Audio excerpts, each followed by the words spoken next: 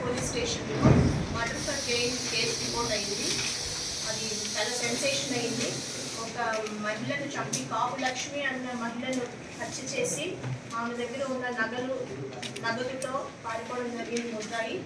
దీనికోసం మీకు ఇమీడియట్గా ద్వారకా క్రైమ్ ఇన్స్పెక్టర్ అండ్ మొత్తం 10 టీములుగా క్రైమ్ టీములు ఫామ్ చేసి 10 రోజుల్లో ఆ ముద్దాయిని పట్టుకోవడం, ప్రాపర్టీ అంతా కూడా రికవరీ చేయడం జరిగింది. ఈరోజు ఆ ముద్దాయిని రిమాండ్ కూడా పంపిస్తున్నాము. ఇది మహిళ ఎవరైతే హత్యకు గురయ్యారో ఆమె ఇంట్లో ఒంటరిగా ఉన్నప్పుడు ఈ ముద్దాయి వెళ్ళడం జరిగింది.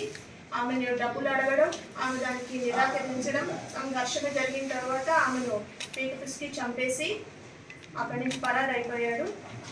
ఈ ముద్దాయి హత్య చేసిన తర్వాత ఆమె నగదు, ఇంట్లో ఉన్న క్యాష్ ప్లస్ ఆమె ఒంటి మీద ఉన్న నగలతో సహా పరారయ్యాడు. మనం సైంటిఫిక్గా ఒక 10 టీమ్స్ అవిరామంగా కృషి చేసి క్రైమ్ టీమ్స్ ఆ ముద్దాయి హత్య చేసిన తర్వాత పోలీసులు ముప్పదిప్పలు పెట్టాడు. కానీ సైంటిఫిక్గా అతన్ని వెంటాడి అతను ఫస్ట్ వారణాసి పారిపోయాడు, ఆ తర్వాత ఢిల్లీ, మరలా ఢిల్లీ నుంచి రాయగఢ్ నుంచి మరలా వెనక్కి రావడం జరిగింది. విశాఖపట్నం నుంచి చెన్నై పారిపోతున్న క్రమంలో మనకి ఇన్ఫర్మేషన్తో పట్టుకోవడం జరిగింది. పట్టుకొని మొత్తం ప్రాపర్టీని రికవరీ చేయడం జరిగింది. ఇతని పేరు వంజరాపు శివగంగరాజు. ఇతను బొబ్బిలి పట్టణానికి చెందిన వ్యక్తి. ఇతని మీద అంతకుముందు కూడా కొంచెం క్రిమినల్ హిస్టరీ ఉంది. సో ఈరోజు ఆ ప్రాపర్టీ అంతా రికవరీ చేయడం జరిగింది. ముద్దాయిని రిమాండ్కి పంపిస్తుంది. మేడం, సెల్ఫీ వీడియో ఎప్పుడు పోస్ట్ చేశాడు సోషల్ మీడియాలో శివ?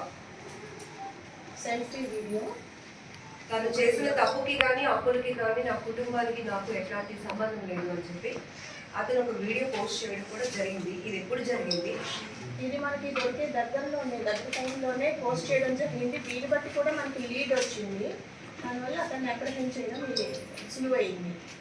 అంటే నేరుగా లక్ష్మి ఇంటికి ఈ శివ వెళ్ళడం జరిగింది కదా, ఇద్దరి మధ్య ముందే పరిచయం ఉందా, ఎట్లా?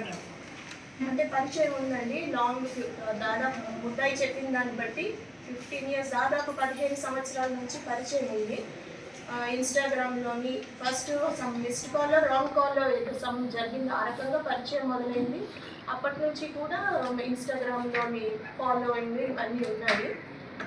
కొంచెం అప్పుడప్పుడు ఈ చనిపోయిన మృతురాలు కొంత డబ్బు కూడా ఇవ్వడం, సాయం చేయడం ఇవన్నీ జరిగాయి. రీసెంట్గా ఇతను ఎప్పుడైతే డబ్బులు ఉన్నాయో ఇతనికి బెట్టింగ్ దాదాపు ₹1 కోటి పోగొట్టుకున్నట్టు తెలుస్తుంది అతని కన్ఫెషన్లోనే. అలాగే ప్రస్తుతం 25 లక్షల వరకు అప్పు కూడా ఉంది. దానికోసం ఇతనికి డబ్బు చాలా అవసరమైంది. ఈమె పరిచయం ఉంది కదా, చాలా కాలంగా పరిచయం ఉన్న వల్ల ఈవిడ కూడా స్తోమత ఉన్నవారు, మంచి డబ్బున్న ఫ్యామిలీ. సో ఆమెను అడగడం జరిగింది. మరి ఆమె ఎందుకో నిరాకరించిందో, మరి ఏం జరిగిందో మనకి క్లియర్గా తెలియదు. ఆమె ఇలా హత్య చేయడం జరిగింది. శివకి ఒక సెల్ ఫోన్, బొబ్బిలి పట్టణంకి చెందిన వ్యక్తి ఇతను. ఒక సెల్ షాప్ అయితే ఉంది. టాటూ శివ అని కూడా ఇతనికి మారిపోయి ఉంది. టాటూస్ అవి వేస్తూ ఉంటారు. అలాగే వాళ్ళ ఇంట్లో వాళ్ళు కూడా కొంచెం ఎంబ్రాయిడరీ వర్క్స్ అవి చేయడం, ఒక పిల్లి లాంటివి ఒకటి రన్ చేయడం, అలా కొంచెం ఉన్నవాడి. కానీ వ్యసనాలకు అలవాటు అయిపోవడం వల్ల, చాలా అప్పుల పాలు అయిపోవడం వల్ల డబ్బులు చాలా అవసరమయ్యి ఇలా చేసినట్టు మనకి తెలుస్తుంది. శివ వాళ్ళ ఇంటికి వెళ్ళడం వాళ్ళ ఫ్యామిలీ మెంబర్స్కి తెలుసా? అంటే తెలుసండి. తెలిసి కొంచెం వ్యతిరేకత కూడా రావడం వల్ల ఈ మధ్యకాలంలో తగ్గించాడు. వాళ్ళ ఇంటికి వెళ్ళడం తగ్గించడం జరిగింది. ఇంట్లో వాళ్ళకి కూడా తెలుసు. స్పెసిఫిక్గా ఏమిటి అనేది తెలియదు, బట్ ఇంట్లో వాళ్ళకైతే ఐడియా ఉంది. ఎటువంటి పరిచయం మేడం వాళ్ళకి? ఏమైనా ఉన్నాయా? అది మనకి తెలియదండి. లాంగ్ పరిచయం అయితే లాంగ్ పరిచయం ఉంది.